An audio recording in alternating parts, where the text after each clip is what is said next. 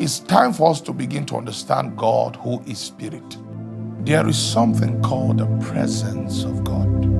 And that thing is actually different from the manifestation of God. God present may not necessarily mean God manifest.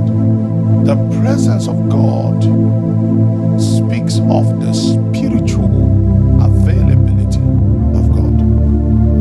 And the manifestation of God speaks of the tangible availability of God.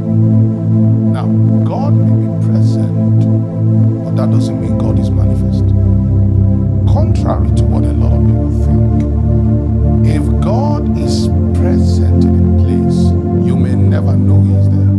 There's a difference between what the presence of God and what the manifestation. The presence of God is the spiritual availability in a place, whether God is spiritually available or not.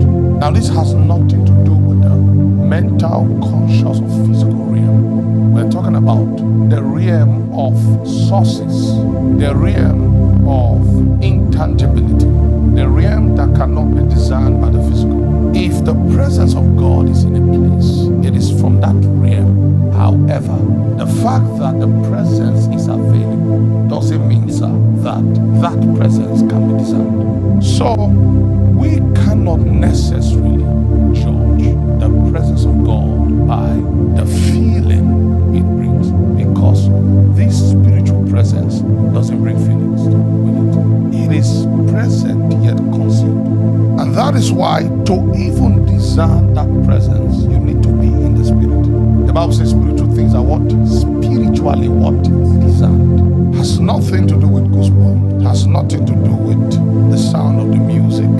It can be the most driest place physically. In fact, you go there and you say, "Kai, this place is hard. God's presence is nothing here." Meanwhile, the presence of God is heavily available there. However, it is concealed. But if the manifestation of God is in a place, you do not need to be in the spirit to feel it, because that which is in the spirit, that which is palpable in the spirit, is now made accessible to those around. It's manifest. So whether the person is a smoker, a drunkard, an unbeliever, whether the person is a new convert, they would feel the manifestation. Now, when we talk about the presence of God manifest, we must understand that the manifested presence of God has to assume a form that humans can interact with. It has to what? Assume a form that humans can interact with. The human physiology was designed to know the things that are in the natural. So if the presence of God has to be made manifest, it has to manifest in such a way that them that are in the natural would not need to struggle so much to be able to see it. So guess what? It takes a form that the humans can actually interact with. The heard a sound as of a rushing mighty wind was actually speaking of the presence of God manifest as wind and sound. That was the manifested presence. It took a natural form that the humans could interact with. What I'm saying is that God can actually be in a place, present but not manifest. And although He is present, sir, the people praying, the ones that are not praying, they may be shouting, they're thinking God is not there because there's no feeling to that presence. And if you are not careful, they may even go out and say, "Kai, the atmosphere was dry." Meanwhile, that atmosphere was full of the presence of God. But because they have not yet understood the presence of God, they always look for the presence in their feeling. They always look for the presence of God where? In their feeling. So if the prayer is not able to take them to the place of emotion, they don't sense that thing they used to enjoy when the presence manifests, they begin to say God is not present. And guess what? They begin to labor to look for a God that is with them. So whenever the presence of God manifests, it takes on a form, either a sound, either something in nature. It takes up a form that can be interacted. The presence of God manifests in place can take on the form of the sound coming from the keyboard. You will think that what you are hearing is still the sound coming from the keyboard. Meanwhile, all you are hearing is now the presence of God manifest as sound in that place. That presence can manifest and disguise itself to become the light, the floodlight that comes upon you people. You know, this light that they fix. And you will think it's normal electricity light that is hitting you now. You don't know that. Light has been exchanged.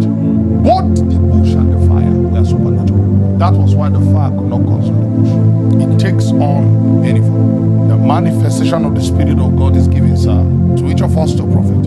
When you are in the Spirit, Pastor, and you begin to utter your words, the manifest presence of God exchanges your human sound for God's sound. So everything you say is actually God coming out of your mouth. But human beings will still think that they are listening to the sound of a man. It becomes utterance. It ceases being normal talk out of the mouth of a man. It's not coming from your bellies. You see, as soon as it leaves your mouth, it becomes another entity. But I'm giving you deep spiritual teachings. Deep spiritual teachings that only God can teach you in the room of light. So you would know how to walk with the consciousness of His presence, even though there is no manifestation of His presence. It doesn't need to be manifested for you to know, because that divine presence exists in the spiritual realm, and you would have to go into that for you to know that that presence is there. But if you are not in that spiritual plane, even though you are the most religious man, you would have nothing that shows in the physical, not even an intuition that shows in the physical. So let's go. Tap into the reality of that presence from the faith back. If you do not understand this, you would keep desiring the manifest presence of God, thinking that that is the dimension of God that will stay with you your whole life. No. God is what? It's time for us to begin to understand God who is Spirit.